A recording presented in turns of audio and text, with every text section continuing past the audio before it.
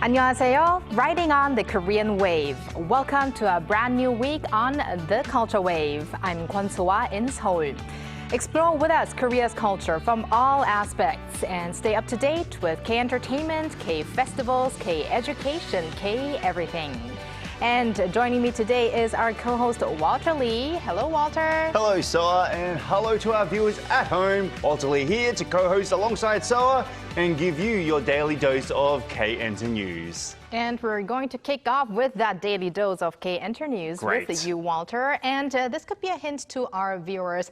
Our first and second story, there is no other choice than to talk about K-pop demon hunters. Yes, that is true. Golden from Netflix's K-pop Demon Hunters has made history once again on the UK official singles chart Top 100. The latest chart released on Friday local time shows that Golden has stayed at #1 and now has spent a total of 8 weeks at the top, with 7 of those weeks coming consecutively. Now, the official charts reported that Golden has matched the record for fictional animated groups. Now, that record was actually set by the Archies. This was a long time ago for a lot of the Gen Z, maybe younger people. A fictional animated American rock and roll band. And they had a super hit, a very, very popular hit, I know, in the 1969s called Sugar Sugar, Honey Honey, Do Do Do Do Do Do, which also spent 8 weeks at #1. Now, Golden alongside Soda Pop, which lands at #5, Your Idol at #6, gives the original soundtrack 3 tracks in the top 10. Meanwhile, in the US, the K-pop Demon Hunters' original soundtrack album remained at #2 for the second consecutive week on the Billboard 200, the main album's chart. Now, the album now has spent 14 consecutive weeks on the chart and has ranked either 2 or above, being #1, for a total of 10 weeks. Well, that was an unexpected singing and dance move, I love that Walter. Song. That's why.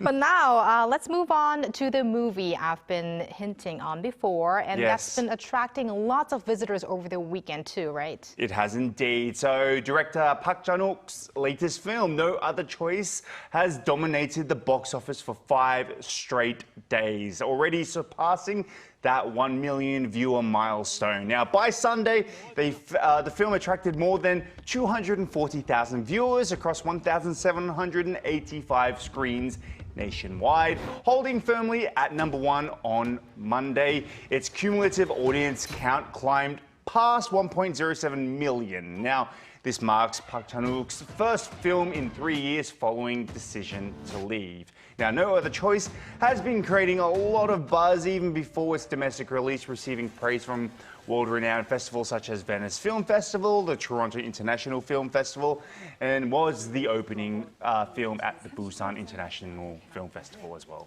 Well, I'm going to save this one for the Chuseok holidays. Yes. But the next series that we're going to talk about, this is something that I actually already watched. And it's received a lot of praise. And I think I'd have to say for its creativity and the fun factor, right? Yes, let me explain it a little bit more. So according to the International Emmy Awards website, Netflix's Chicken Nugget, or Dakhangjong, has been nominated in the comedy category for the 53rd International Emmy Awards. Now, one of the most prestigious global television honors presented in the United States. Now, this is starring Ru Sung-rong and An Jae-hong. The series tells the story of a father's frantic efforts to rescue his daughter. Sounds okay for now, right? But this is after she inexplicably transforms into a chicken nugget. So the series is adapted from the popular webtoon of the same name. Now, if you're wondering when the winners will be notified, that is around November 24th in New York. Now, Korea is no stranger. In 2022, KBS 2 TV's The King's Affection, or Yeonmo, became the first Korean drama ever to take home an international Emmy. So fingers crossed for chicken nuggets. I think this is a very pleasant surprise, but I'm really happy to have the series on that list because it is hilarious. Yes, it is indeed. And thank you very much, Walter, for those updates, and stick around. Will do. And now we turn to our AI anchor, Ari, for more on the culture front. Ari, take it away. Hello and welcome to your AI guide to the latest cultural updates from Korea. Here's our top story. Starting today, Chinese tourist groups can visit South Korea without a visa. Groups of 3 or more tourists arranged through domestic or overseas travel agencies are eligible for up to 15 days of visa-free travel, with the policy set to expire in June next year. Jeju Island will continue to allow both individual and group travelers to stay visa-free for up to 30 days as before. The travel and retail sectors are bracing for a surge, with the government projecting the policy could attract more than 1 million additional Chinese visitors.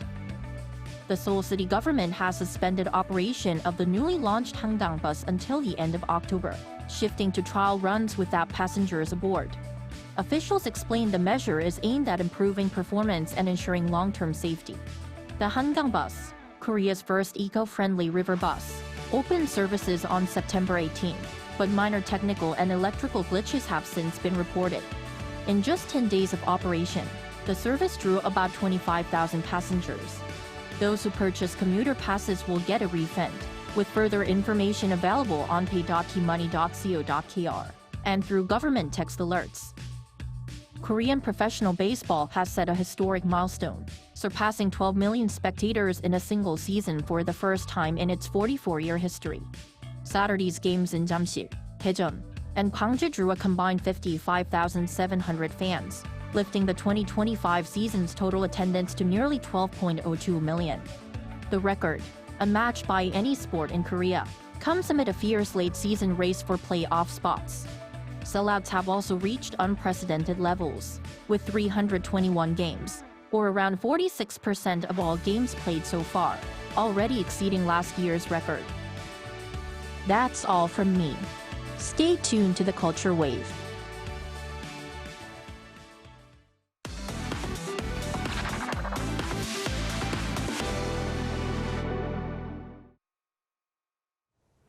Every year in fall, Seochogu district, that's the very district our Arirang TV station is located, turns into a festive mood. The annual Seoripul Festival has returned again this year, but bigger and better, with an emphasis on music. Its aim is to provide a wide range of musical and arts performances for its visitors to promote the district. Our news features reporter An Sung-jin was there over the weekend. Seocho is the music. This is the slogan for this year's Seoripul Festival, the signature culture and art celebration of Seoul's Seochogu district. As it celebrates its 10th anniversary, the festival has been rebranded as the Seoripul Music Festival, with the district pledging to put an emphasis on the rhythms of joy. This fall, one of Seoul's busiest boulevards, Pampodero, has been transformed into a vibrant stage by bringing music and various performances onto the streets. From classical concerts to traditional Korean performances, the festival offers a wide range of harmonious ensembles for visitors to enjoy. Marking its 10th anniversary, the festival now adds music to its name to highlight its expanded focus. The festival showcases a full spectrum of music for its visitors. But the highlight of the festival is the 2,600 square meter sketchbook. The 900-meter stretch of the busy Pampodero Road was closed off so that visitors could use color chalk to draw on the streets, transforming the city into a grand stage. Everything here is so much fun, and I am very excited to be here.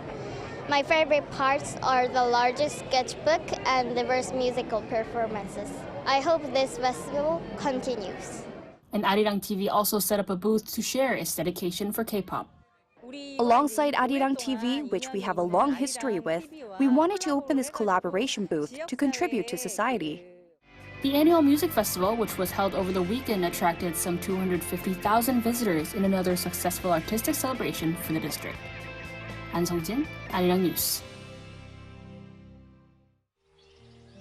Beneath the skies of Shinla, a humble subject writes this letter to thee, who shall live upon this land in a time yet to come. In the village where I dwell, there stands a grand rounded tower of stone known as Cheomseongdae. It was built by our sovereign, Queen Seondeok. The tower was built with 27 layers of stone, for she was the 27th ruler of Silla. Perhaps her heart was reflected in its design. Through the window set in the middle, sunlight would enter, and the changing of the seasons could be guessed by its light. When night fell, a sky watcher would climb to the top to observe the stars and record the movements of the heavens above. Guided by the stars, we sowed and reaped our crops. Some say the tower was not just for observing the stars, but also served as an altar to the heavens. Perhaps both are true. I would not say otherwise. In thy distant day, it's told that great assemblies, known as APEC meetings, shall be convened in Shinla's future capital, Gyeongju. The name is unfamiliar to me, but in that far-off future, upon this very ground, many nations shall come together to share wisdom. A wondrous and heartening thing, I say. And there, Cheomseongdae shall still be standing tall. If fate allows, go and stand before it. The spirit of those who once read the stars may still breathe quietly among its stones. From beneath the skies of Shinla, a humble subject.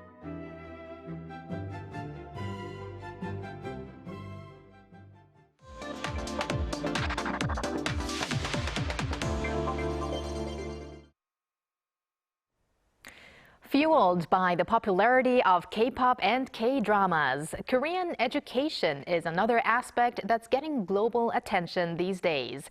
Korea, or to be exact, the capital Seoul, is also serving as an education platform for the global rotation program of one of the world's most innovative universities, Minerva University. Now today, we are joined by Mike McGee, the president of Minerva University, to talk about the Minerva Seoul campus, innovative learning, and the future of education.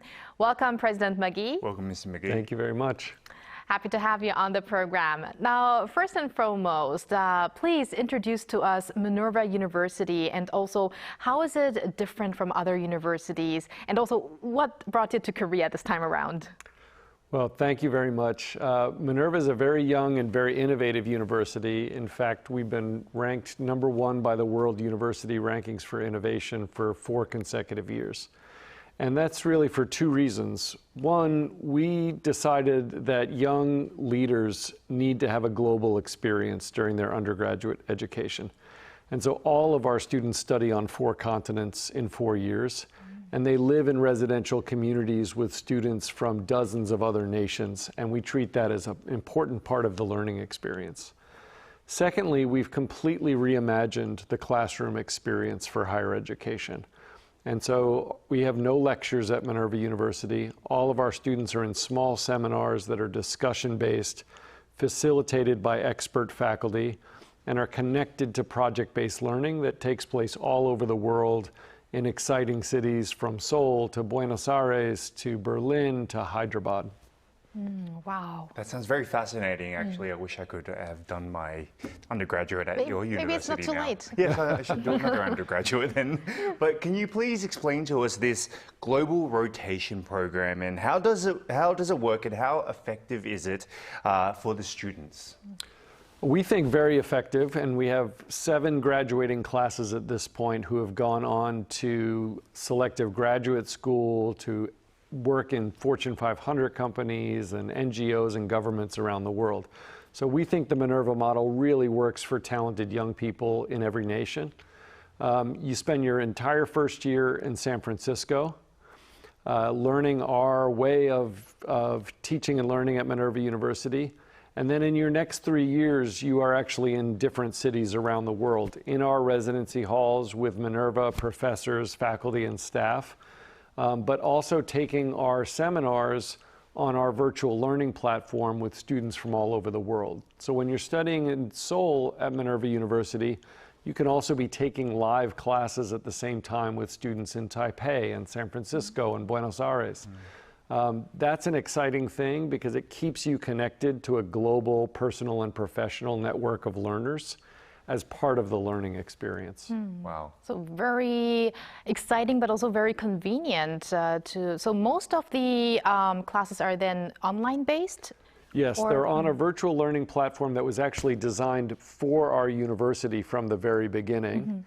And it's designed to support our pedagogy, our way of teaching.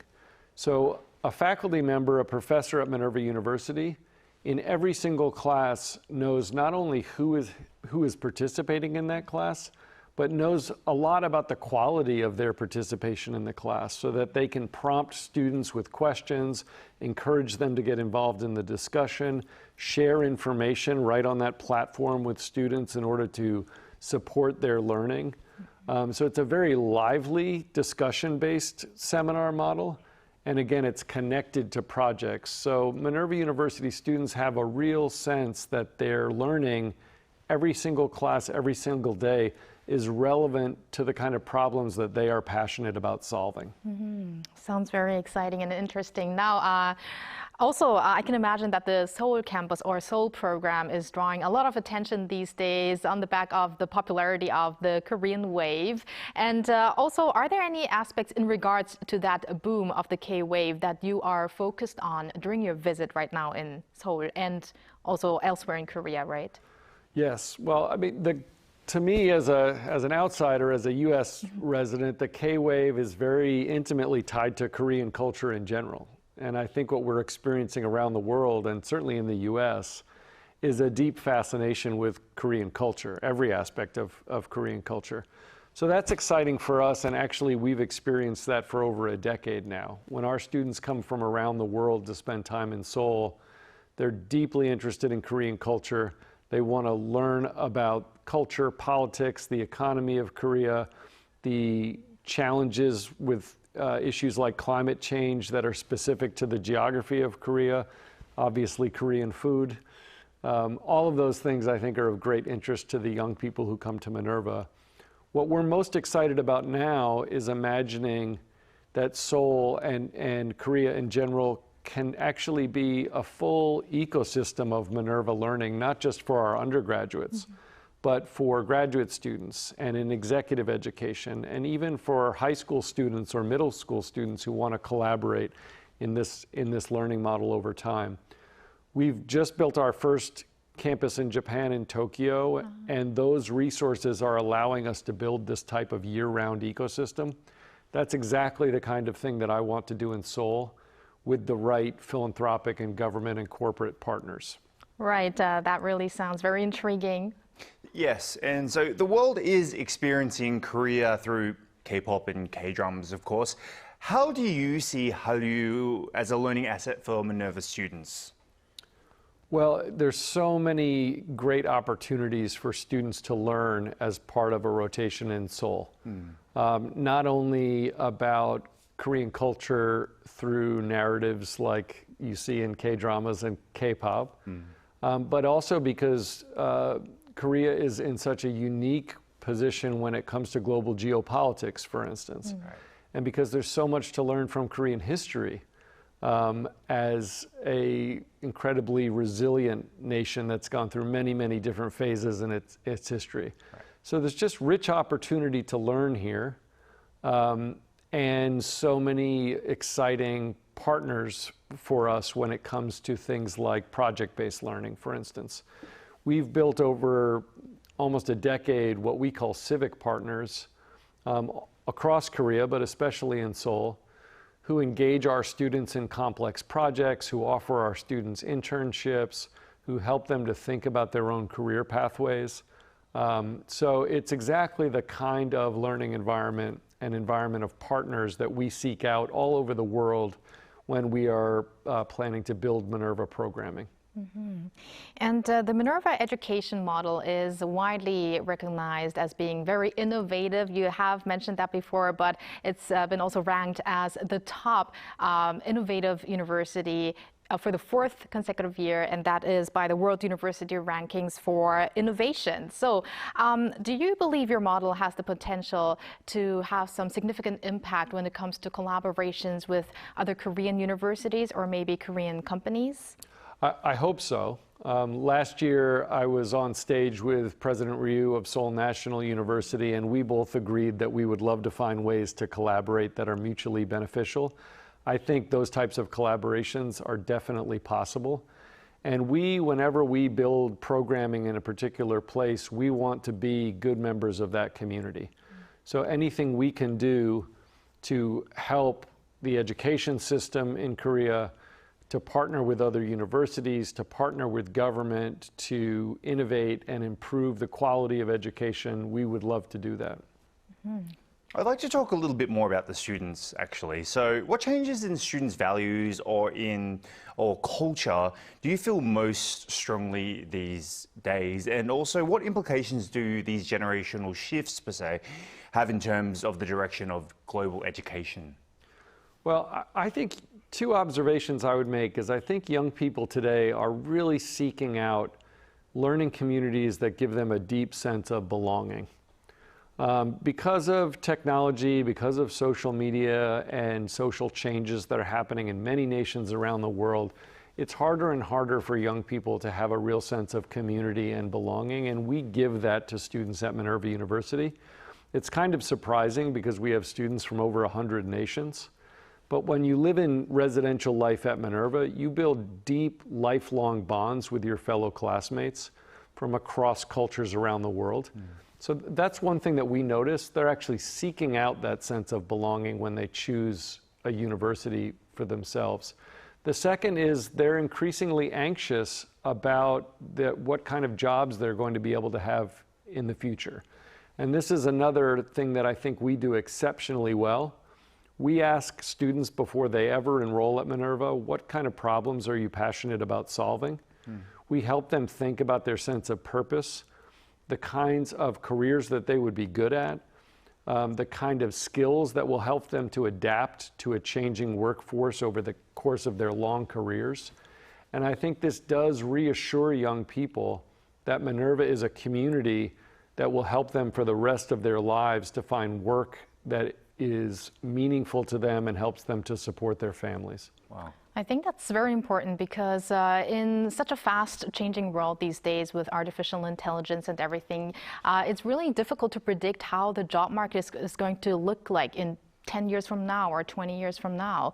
So I think it's very important to have that, strong, the university backing you up when it comes to your future. And last but not least, we actually want to ask you for a final message to Korean students and Korean parents or guardians, as well as everyone involved in education. Would there be a message that you would like to spread out? Maybe not just Korean educators and students, but to the world. Well, I would say we believe strongly that the future of education is project-based and that it's global. And so we want many, many more Korean students, the most talented students in Korea, to continue to enroll in Minerva University. We are growing, so my goal is that many, many more talented Korean students will attend Minerva University over time. And if they do, they will have a community that stays with them for the rest of their lives to support their careers and all of their goals in life. All right. Thank you very much. On that note, we want to say goodbye to you, President McGee. Thank you for joining us on the program and hope you have a wonderful time during the rest of your stay in Korea. Thank you so much. McGee. And thank you, Walter. As always, we're going to see you here back soon. See you very soon. Thank you for spending the past half an hour with us on the Culture Wave for your daily dose of K-Culture issues.